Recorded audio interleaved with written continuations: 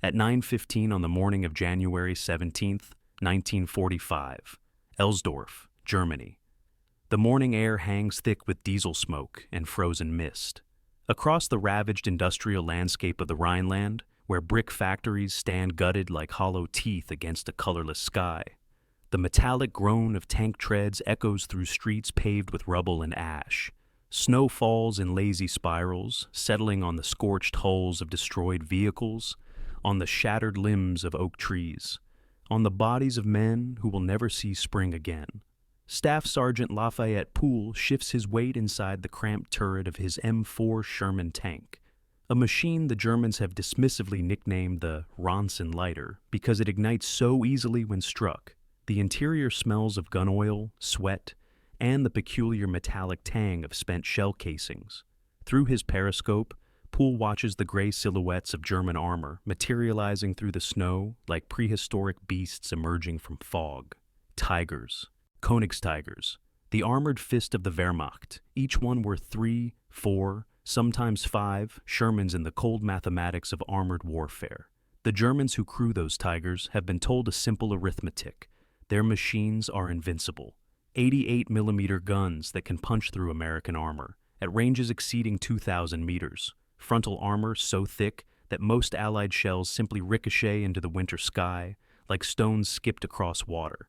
Inside those steel fortresses, young men from Hamburg and Munich and Dresden believe what their commanders have promised them, that 1 Tiger equals 10 Shermans, that American tank crews are poorly trained farm boys playing at war, that the technological superiority of German engineering will inevitably triumph over the crude industrial mass production of the United States. They are about to learn otherwise. Before we push into Elsdorf's frozen streets, if you want more true war stories told like a movie, like and subscribe. To understand what happened in Elsdorf that frozen January morning requires stepping backward through the corridors of the war, into the doctrinal assumptions that shaped both armies. The German Panzerwaffe had built its reputation on the twin pillars of technological excellence and tactical supremacy. From the steppes of Russia to the bocage of Normandy, the Tiger tank represented the apex of armored design, a mobile fortress capable of engaging and destroying enemy armor at distances that rendered return fire impossible. German tank doctrine emphasized the kill ratio, 1 Tiger for 10. Enemy tanks was not just acceptable, it was expected. The mathematics of attrition favored quality over quantity, craftsmanship over mass production. But the Americans understood a different arithmetic entirely. The Sherman tank was never designed to duel with Tigers on equal terms. It was designed to be produced by the thousands, maintained by minimally trained mechanics, shipped across oceans, and replaced when destroyed. It was the armored embodiment of American industrial philosophy, good enough, reliable enough, and present in overwhelming numbers. While German factories struggled to produce 500 Tigers during the entire war, American plants churned out nearly 50,000 Shermans. The tank was not meant to be superior. It was meant to be inevitable. Staff Sergeant Lafayette Pool represented something the German General Staff had failed to account for in their equations: the American capacity to transform ordinary men into extraordinary soldiers through experience, improvisation, and sheer bloody-minded determination. Born in Odom, Texas, Pool had joined the Army as a private and clawed his way up through the ranks not through aristocratic lineage or military academy credentials, but through a savage talent for killing enemy armor. By January 1945, he had become the deadliest tank commander in American history, credited with destroying over 250 German vehicles. His crew called him War Daddy before Hollywood borrowed the name. The Germans had another name for him, whispered in fear among panzer crews: Der Geist, the Ghost. Pool's Sherman, nicknamed In the Mood after the Glenn Miller swing tune, bore the scars of 24 engagements. Its hull was painted with the chalky residue of glancing shots that should have penetrated but didn't, charmed by luck or skill or some mysterious alchemy of both. Inside, the crew moved with the synchronized precision of jazz musicians: loader, gunner, driver, assistant driver, and commander, operating as a single organism devoted to one purpose: destroying the enemy before the enemy destroyed them. The German crews and their Tigers that morning carried their own convictions. They had survived the meat grinder of the Eastern Front, where Soviet T-34s came at them in endless waves, where the frozen steppe swallowed entire divisions, where the war had devolved into a desperate arithmetic. Of survival, they believed in their machines because belief was all they had left. The fatherland was collapsing behind them, cities reduced to smoking ruins by Allied bombing, supply lines severed, armies fragmenting into isolated pockets of resistance. But the Tiger remained. 88 tons of Krupp steel, powered by a Maybach engine, armed with a gun that could reach across the landscape and touch death at impossible distances. What they did not understand, what they could not understand, was that the American they faced had evolved beyond their doctrinal expectations. Pool had learned to hunt tigers the way a wolf learns to hunt elk: patience, positioning, and the exploitation of momentary vulnerability. He knew that the Tiger's thick frontal armor became progressively thinner along the sides and rear. He knew that German tank commanders, confident in their superiority, often exposed these vulnerable angles while maneuvering for the perfect shot. He knew that the Tiger's limited traverse speed meant a Sherman could potentially dance around it, staying inside its turning radius, pumping shells into weak points until the monster buckled and burned. The engagement began at 0847 hours, according to after-action reports filed with the 3rd Armored Division.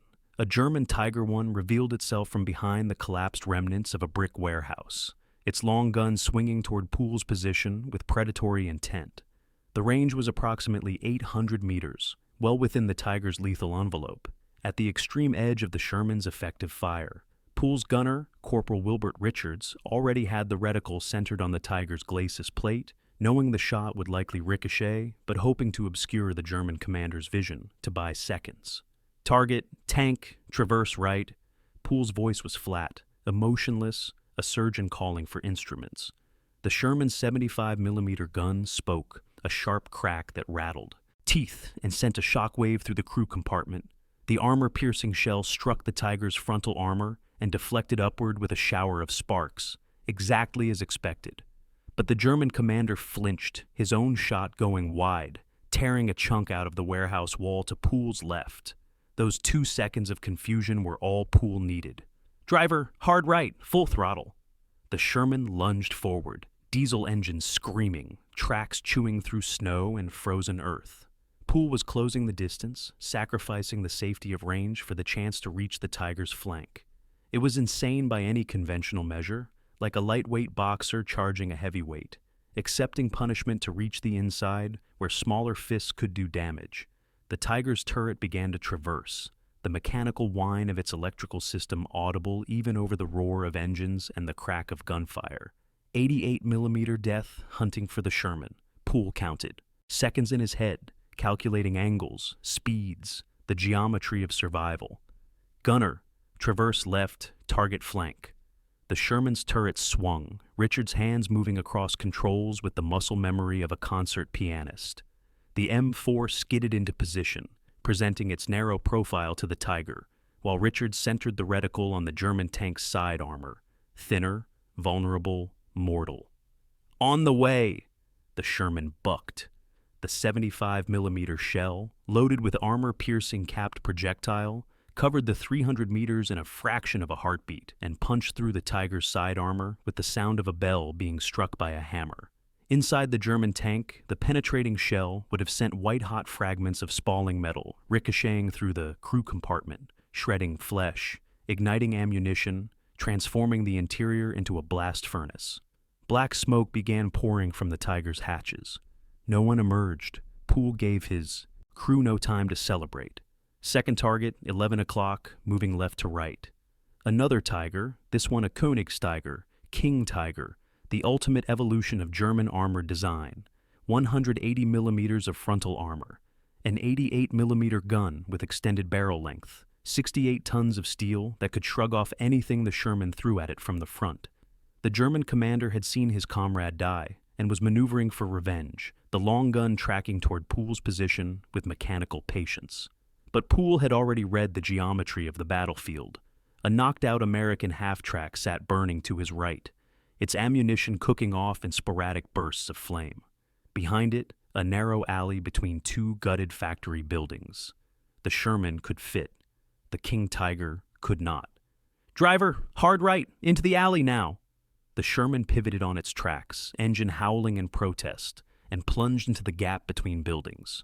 Brick walls flashed past on either side, close enough to scrape paint from the tank's fenders. Behind them, the King Tiger's main gun fired, the shell missing by inches and detonating against the building to their left, bringing down a cascade of rubble that momentarily obscured the alley entrance. Pool had bought himself 60 seconds, maybe less. The King Tiger would have to reposition, find another angle. In that minute, Pool did what German doctrine said was impossible. He went hunting for more targets. "Driver, straight through, full speed. Gunner, scan right side buildings, upper floors." The Sherman burst from the far end of the alley into a small plaza surrounded by the skeletal remains of worker housing. And there, caught in the open like a whale breaching in shallow water, sat a Tiger One. Its commander's hatch open, a young German officer half emerged, binoculars raised, scanning the street they had expected Pool to emerge from. Target tank, stationary, range 200. Richards didn't need to be told where to aim. The Tiger's side was fully exposed, the vulnerable point where turret met hull, where ammunition was stored in ready racks. Firing!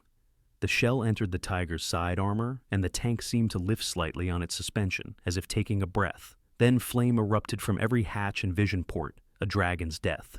The ammunition cooking off in a chain reaction that peeled the turret from the hull and sent it tumbling through the air to land upside down in the snow. A turtle flipped on its back, impotent and dead. 3 Tigers down. The impossible had become routine.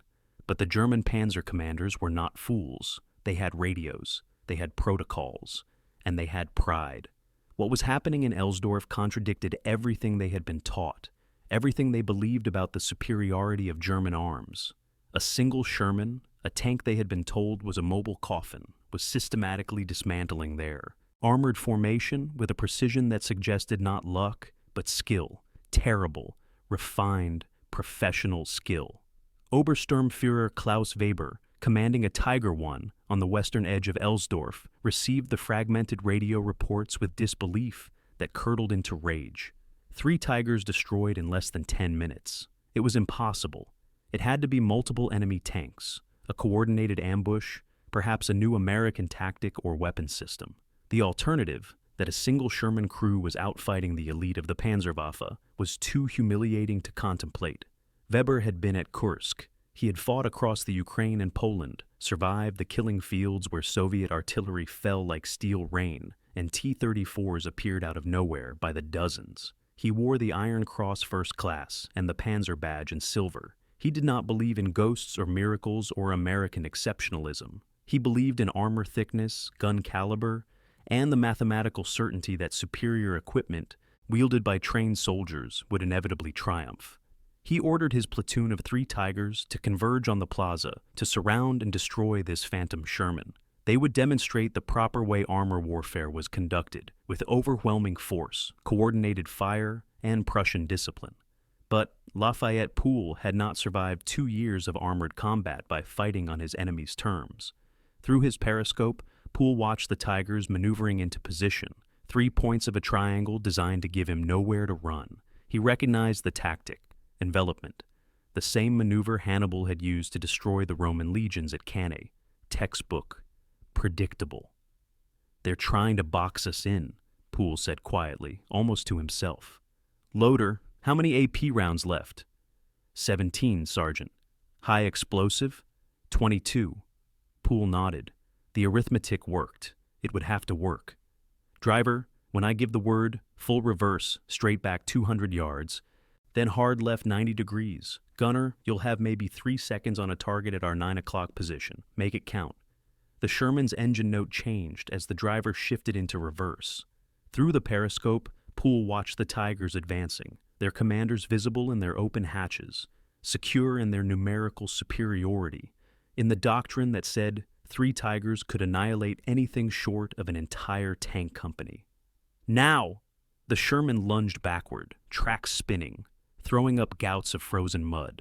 The sudden movement caught the Tigers mid-advance, their guns traversing to track the unexpected retreat. Pool's driver executed the 90-degree pivot with the precision of a ballet dancer, and suddenly the Sherman was perpendicular to one of the Tigers, presenting its narrow front while Richards swung the 75-millimeter gun toward the German tank's exposed flank. On the way, the shell penetrated just behind the Tiger's drive, a sprocket, severing fuel lines and igniting diesel stores. The tank didn't explode. It simply stopped moving, black smoke pouring from its engine deck, crew hatches flying open as men evacuated the burning hull. 4 down. But now the mathematics turned against Pool. The remaining 2 Tigers had him bracketed, their guns trained on his position from 2 directions. Even with all his skill, all his experience, he could not engage 2 targets simultaneously. The Sherman's thin armor meant that one hit would likely be fatal. He had perhaps 5 seconds before the Germans fired. It was his loader, Private First Class Elroy Fisher from Louisiana, who saved them. Fisher had noticed something the others had missed: a half-collapsed factory smokestack leaning at a 45-degree angle, its base weakened by previous shelling. It stood between the Sherman and one of the Tigers, a temporary shield, but only if they could reach it. Smokestack, 2 o'clock, get behind it. Pool didn't question, didn't hesitate. Driver, hard right, behind the stack, move. The Sherman pivoted and lunged forward. The Tiger to their left fired, the 88-millimeter shell passing so close to the Sherman's turret that Pool felt the pressure wave through the hatch. The shell detonated against a building behind them, bringing down half a wall in a cascade of bricks and mortar. The Sherman reached the smokestack's dubious cover just as the second Tiger fired. The shell struck the brick structure dead center, and the entire smokestack, 50 feet of brick and steel, toppled forward with majestic slowness, falling directly onto the Tiger that had just fired at them. The effect was catastrophic. The smokestack's crushing weight buckled the Tiger's engine deck, jammed its turret traverse, and buried the tank under tons of masonry. The crew, unhurt but trapped, began evacuating through the jammed hatches, squeezing out like ants from a stepped-on nest. 5 Tigers neutralized. The remaining Tiger, commanded by Obersturmführer Weber, found itself alone. The unthinkable had occurred. A single American tank had destroyed or disabled 5 of Germany's most powerful armored vehicles in less than 20 minutes. Weber's mind struggled to process what his eyes had witnessed. It violated every principle of armored warfare he had been taught. It was as if the natural laws governing combat had been suspended, replaced by some malevolent American magic. But Weber was a veteran. Shock transformed into fury, fury into focus. His Tiger still functioned, his gun still fired, and he had finally recognized the truth. This was not about technology or doctrine. This was about the man in the other tank. This was personal. He keyed his radio, abandoning operational security. All remaining units converge on Plaza Sector 7. Single American tank, extremely dangerous. Whoever kills it gets a week's leave and my personal commendation. 3 more. Tigers began moving toward the plaza from different directions. Weber smiled grimly. Let the American ghost face 4 Tigers simultaneously. Let him maneuver his way out of that. Pool heard the radio chatter. His gunner, Richards, spoke enough German to translate the gist. 4 Tigers inbound. The smile that crossed Pool's weathered face was not one of joy or confidence. It was the expression of a man who had faced death so many times that it had become an old friend, tedious in its persistence. They're bringing friends, he said quietly. Good. Means we're hurting them. His crew looked at him with expressions mingling awe and terror. They had already achieved the impossible. Asking them to do it again felt like tempting fate, spitting in the eye of probability. But none of them suggested retreat. They had come too far, survived too much. There was a strange inverted pride in the predicament. 4 Tigers were hunting them specifically. They had become important enough to kill. Pool studied the terrain through his periscope, his mind transforming the ruined cityscape into a chessboard of lines of fire, cover positions, and killing zones. The plaza offered no safety, too open, too many angles of approach. But the factory complex to the north presented possibilities. Narrow passages between buildings, rubble piles that could provide temporary cover, a rail yard with abandoned boxcars that might screen their movements. Driver, north into the factory complex, stay behind buildings when possible. Gunner, Load high explosive. We're going to make them nervous." The Sherman moved, a metal predator stalking through ruins. Pool no longer tried to engage the Tigers in direct combat. Instead, he used the 75mm gun to reshape the battlefield itself. High explosive shells brought down already weakened walls to block streets, set fire to wooden structures to create smoke screens, detonated rubble piles to create new obstacles.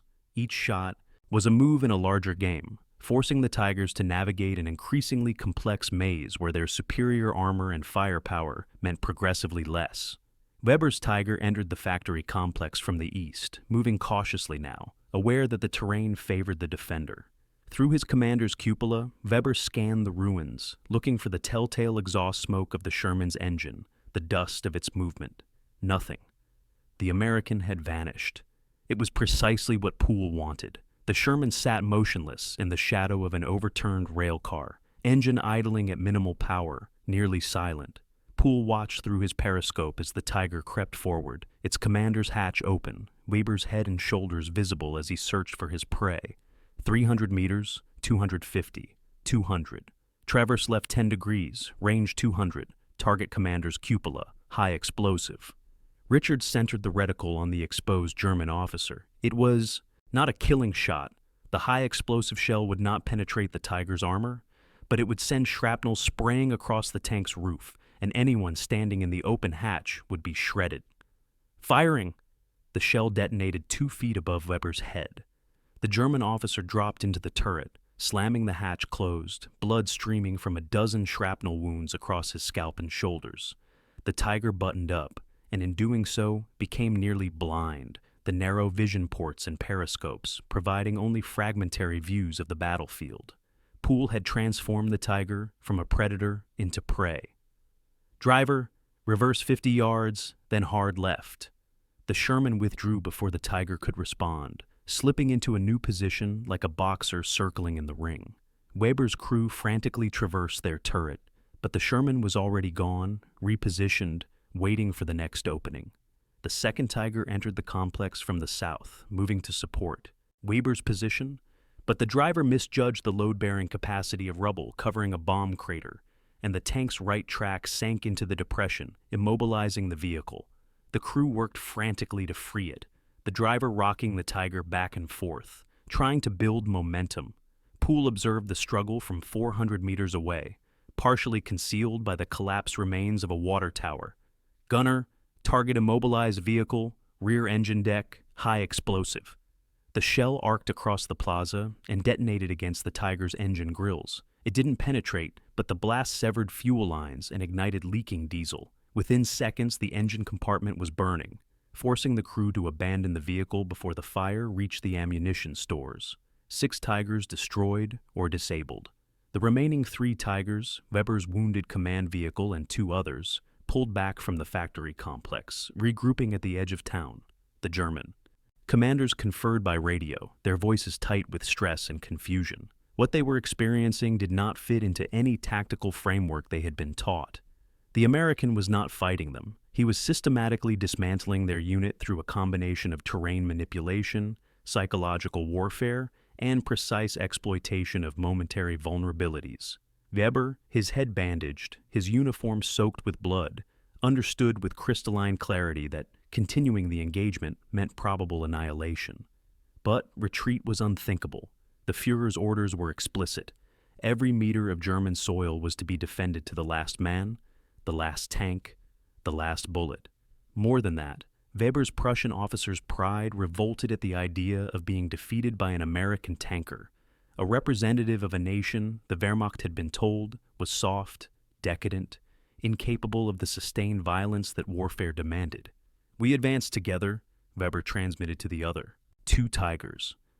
"Line abreast formation, 50 meters spacing. We sweep the factory complex from south to north. He has nowhere left to hide. When we flush him into the open, we destroy him with concentrated fire."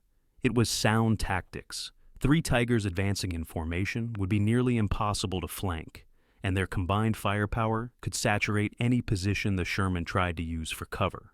Weber was applying the doctrine correctly. Overwhelming force, coordinated action, mathematical superiority.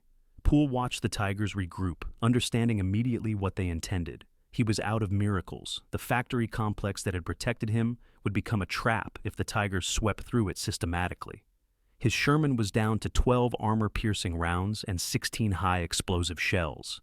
The crew was exhausted, running on adrenaline and fear, their movements becoming incrementally slower as fatigue accumulated. And yet, Poole smiled. He understood something the Germans did not. The Tiger's greatest strength was also its weakness. The tank's designers had prioritized armor and firepower over mobility and mechanical reliability.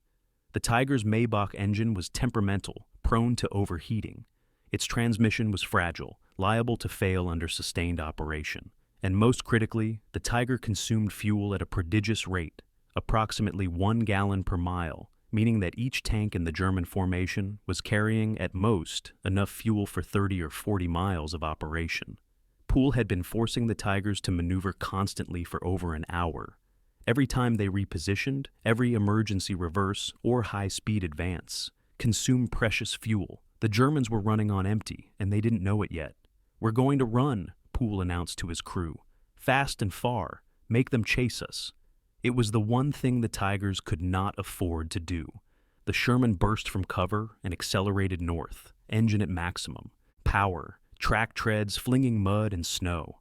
The three Tigers immediately gave chase, their commanders seeing what they interpreted as an American retreat, perhaps even panic. Weber's voice on the radio was triumphant. "He's running! All units pursue! Maintain formation!" The Sherman led them through the factory complex, around rubble piles, through narrow passages between buildings, forcing the Tigers to constantly adjust their speed and direction. Poole was no longer trying to fight. He was trying to drain their fuel tanks through constant maneuvering. After 10 minutes of high-speed chase, the first Tiger began to fall behind, its engine coughing, thick black smoke pouring from its exhausts. The fuel gauge read empty. The driver tried to switch to the reserve tank, but the valve had frozen in the winter cold. The Tiger coasted to a stop, its crew sitting impotent and furious as the chase continued without them. 7 Tigers neutralized. 5 minutes later, the second pursuing.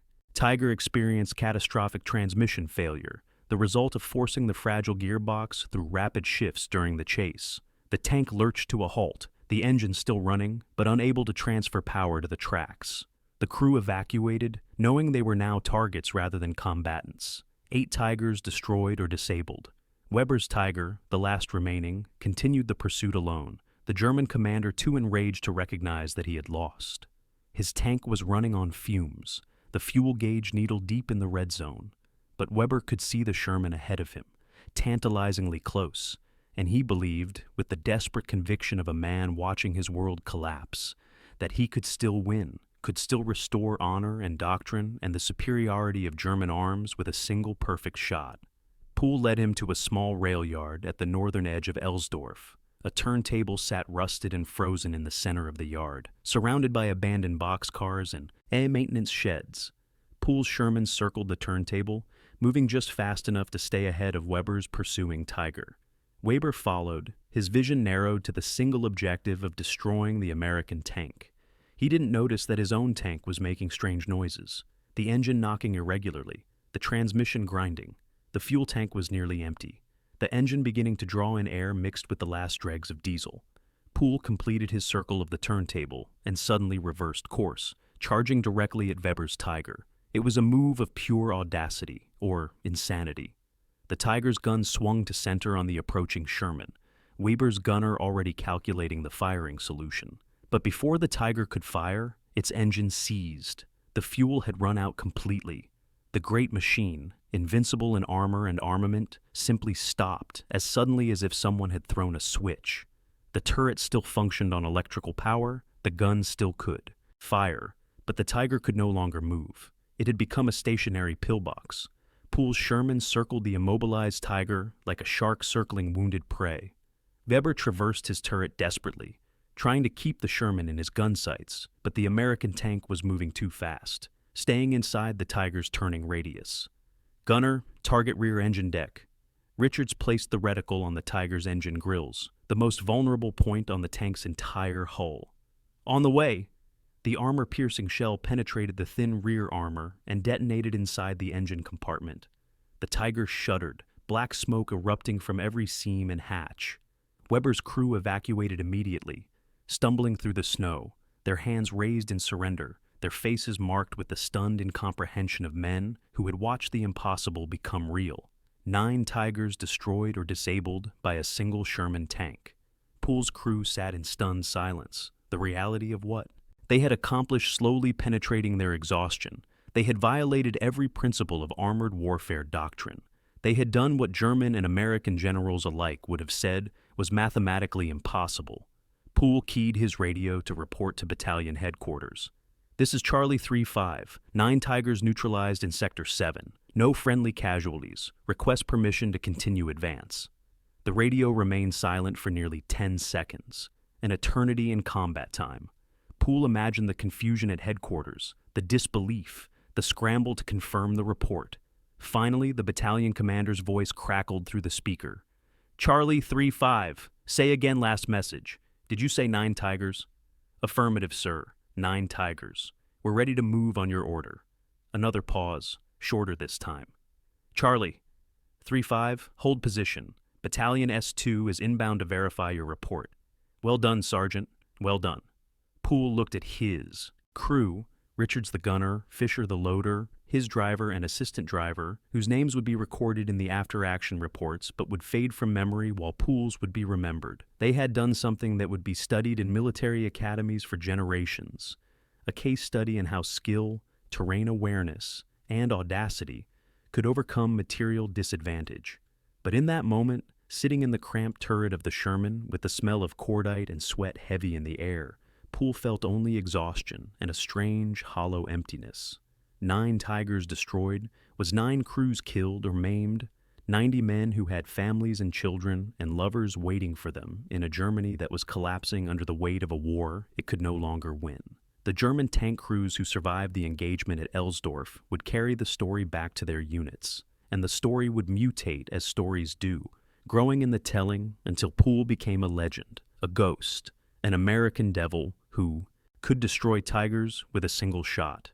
In field hospitals and replacement depots, wounded Panzer crewmen would speak in hushed tones about the impossibility of what they had witnessed, how their invincible machines had been systematically dismantled by an enemy they had been taught to despise as inferior. But the real impact of Elsdorf was not tactical or even operational. It was psychological. The myth of Tiger invincibility had been shattered, and with it, a piece of the Wehrmacht's will to resist.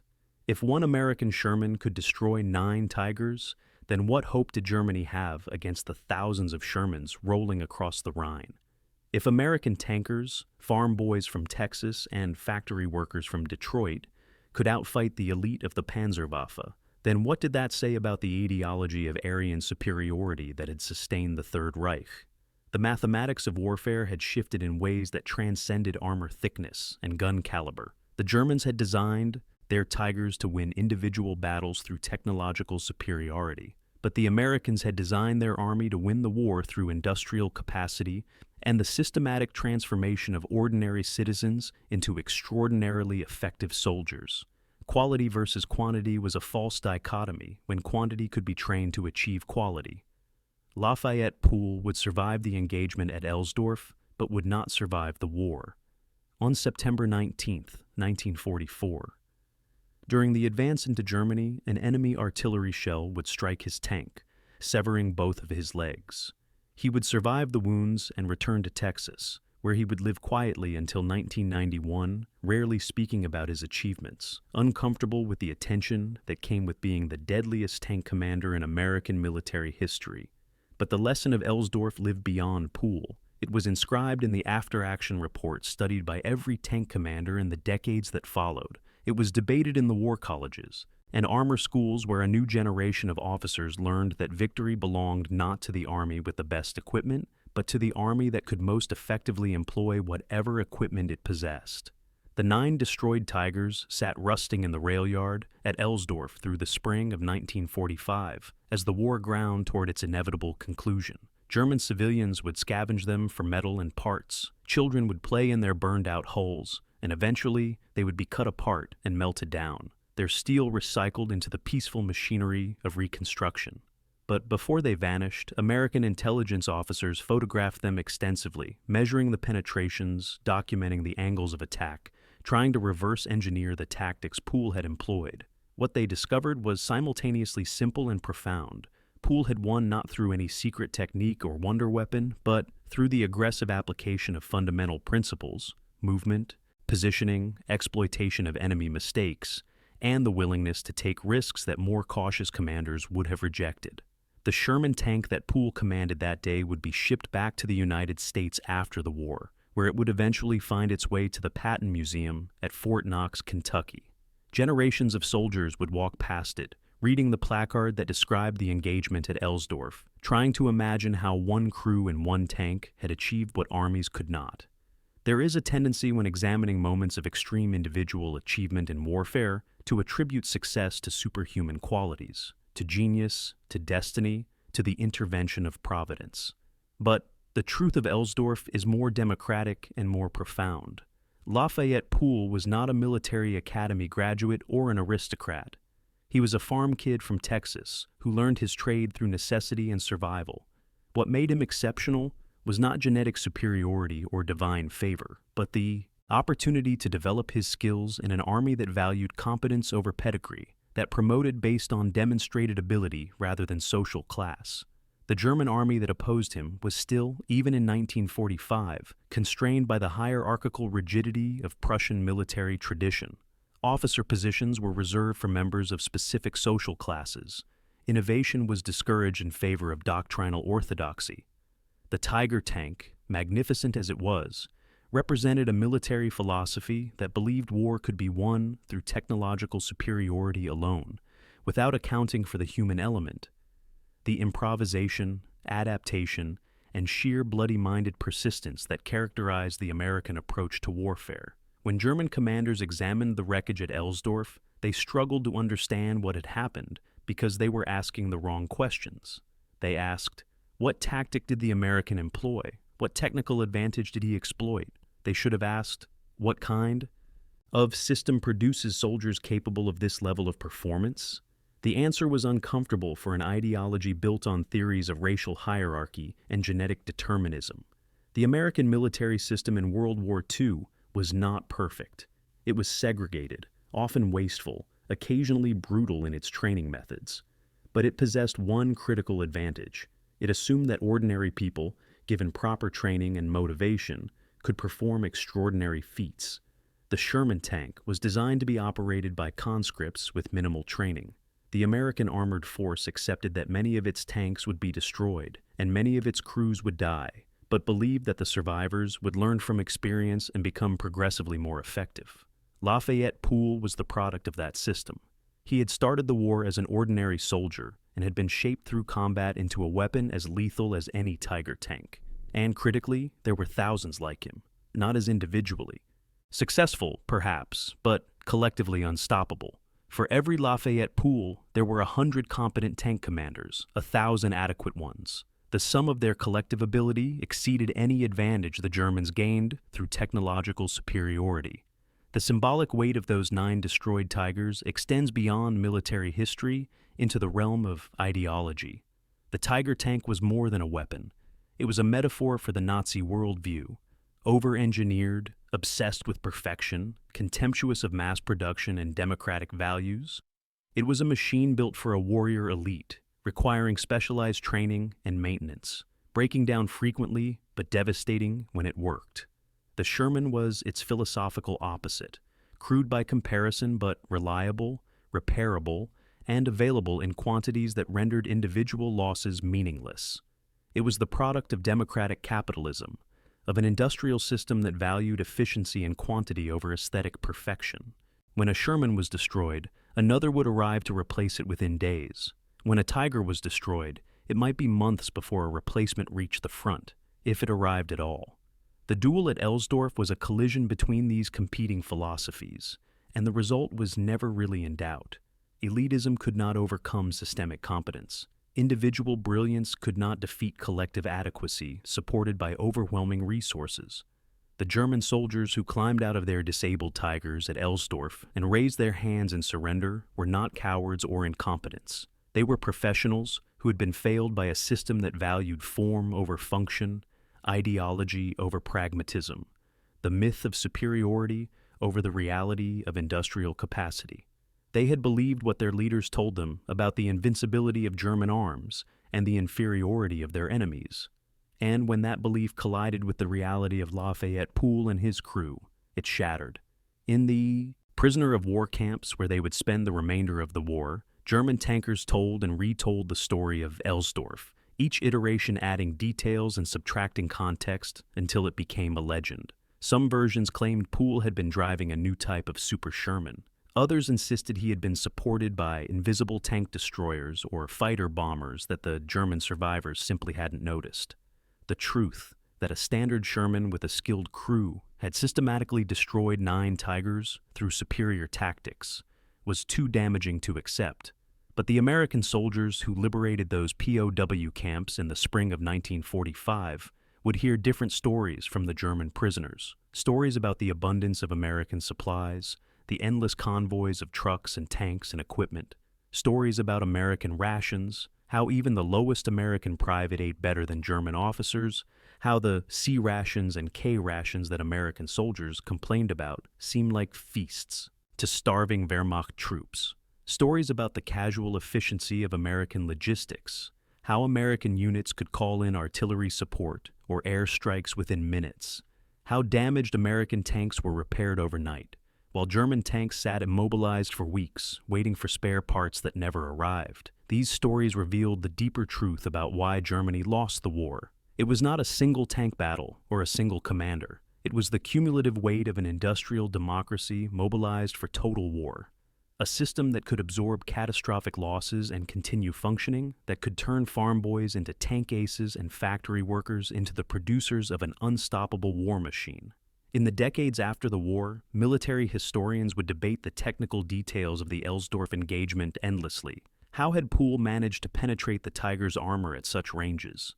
What was the exact sequence of events? Could the German commanders have done anything differently to change the outcome?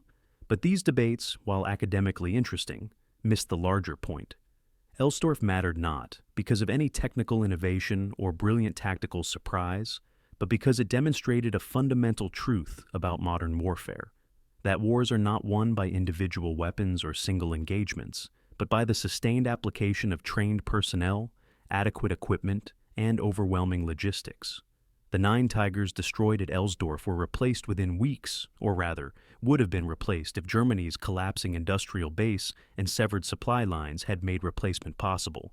But they weren't replaced, and that non-replacement was more significant than their destruction. The Sherman that Pool commanded at Elsdorf could have been destroyed, and another Sherman with another crew would have taken its place, continuing the advance without meaningful interruption. This was the arithmetic that mattered. Not the arithmetic of armor thickness versus shell penetration, but the arithmetic of replacement and sustainability.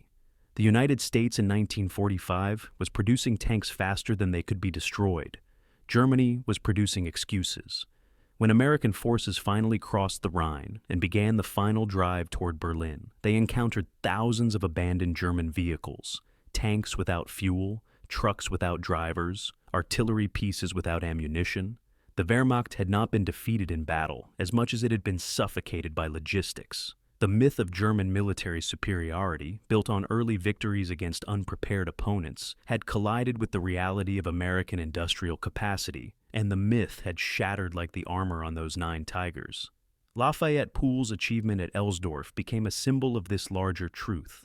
One American tank commander with adequate equipment and superior training had defeated 9 German tanks with superior equipment and adequate training.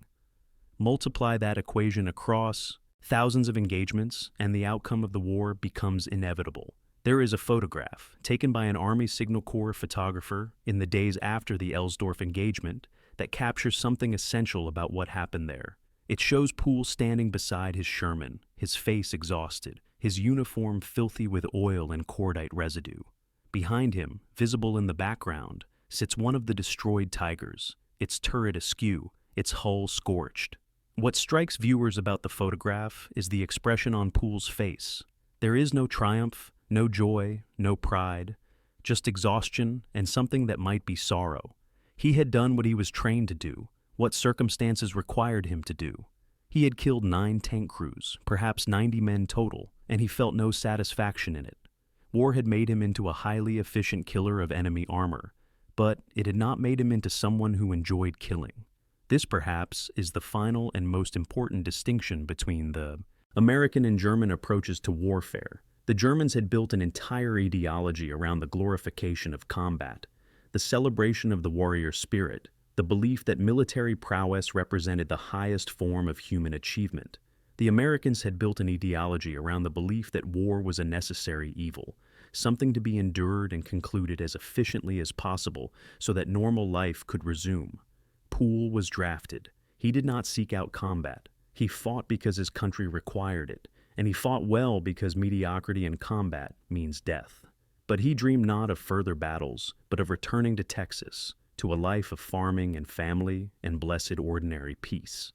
The German tank commanders he fought against had often been volunteers, men who had embraced the military life and the ideology of National Socialism with genuine conviction. They believed in the superiority of their race, their nation, their cause. And when they lost, when they sat in POW camps or hospitals, missing limbs and futures, they struggled to reconcile their ideology with the reality of defeat. Many never reconciled it. In the decades after the war, German veterans would write memoirs explaining their defeats through reference to overwhelming enemy numbers, to betrayal by incompetent leadership, to the harsh Russian winter or the perfidy of Allied bombing campaigns. Very few would acknowledge the simple truth, that they had been outfought by soldiers they had been taught to despise as inferior, and that this reversal revealed the fundamental emptiness of the ideology they had served. But some did acknowledge it. Some German veterans, in private conversations late in their lives, admitted that the most terrifying moment of the war was not the combat itself, but the realization that everything they had been told about American military incompetence was a lie, that the Americans could fight, could outthink them, could match their vaunted panzer tactics and exceed them, that the war was lost not because of circumstance or betrayal, but because they had picked a fight with a nation that possessed both the industrial capacity and the human capital to overwhelm them. Obersturmführer Klaus Weber, who survived the Elsdorf engagement with shrapnel wounds and spent the remainder of the war in a POW camp in Louisiana, would write in his post-war memoirs, "We were taught that one German soldier equaled 10 Americans. We believed it because we wanted to believe it, because the alternative was unthinkable. But at Elsdorf I learned the truth. One American soldier, properly trained and equipped, could equal 10 of us. And there were millions of them." The legacy of Elsdorf extends into the present day, embedded in the doctrine and training of armored forces worldwide. The engagement is studied not as an anomaly, but as a case study in how skilled crews can overcome material disadvantages through superior tactics. Modern tank commanders learn pools, techniques, the use of terrain for concealment and protection, the exploitation of enemy mechanical vulnerabilities, the importance of initiative and aggressive action. But the deeper lesson, the one that transcends tactics and equipment, is about systems, about how democratic societies, for all their inefficiencies and conflicts, possess a structural advantage in modern warfare. They train their citizens to think independently, to solve problems, to adapt to changing circumstances. Authoritarian systems, obsessed with hierarchy and obedience, produce soldiers who excel at following orders but struggle when confronted with situations not covered in the manual. Lafayette Pool never received the Medal of Honor for his actions at Elsdorf, though many believed he deserved it. He received the Distinguished Service Cross, the nation's second highest decoration, and continued fighting until his wounds ended his combat career. In the decades after the war, he rarely spoke publicly about his experiences. When pressed by historians or journalists, he would deflect credit to his crew, to his training, to luck. But luck is what happens when skill meets opportunity. And the opportunity that democratic systems provide, the chance for ordinary people to develop extraordinary skills, for farm boys to become tank aces, for immigrants and factory workers and sharecroppers' sons to form the most effective military force in history. That opportunity was the true weapon that won the war. The 9 Tigers destroyed at Elsdorf were not killed by a superior tank. They were killed by a superior system, one that valued competence over pedigree, that promoted based on ability rather than birth, that believed ordinary people could achieve extraordinary things if given the training and opportunity. In the end, that belief proved more powerful than 88mm guns and 8 inches of Krupp steel armor. It proved more powerful than ideology and propaganda and the myth of racial superiority. It proved, in the frozen ruins of a German industrial town, that democracy's greatest weapon is not any particular technology, but the unleashing of human potential from the constraints of hierarchy and predetermined destiny. Lafayette Pool Sherman tank sits today in a museum, preserved behind velvet ropes, a relic of a war that ended 8 decades ago. School children walk past it on field trips, glancing at the placard without really reading it, unable to imagine the terror and violence and desperate improvisation that occurred inside that cramped metal space. But the lesson of Elsdorf lives on, encoded in military doctrine and national mythology. 1 tank, 9 tigers. Impossible made real. Democracy's arithmetic defeating aristocracy's ideology. And somewhere in that equation lies a truth worth remembering, that freedom's greatest advantage is not in the weapons it produces, but in the people it empowers to wield them.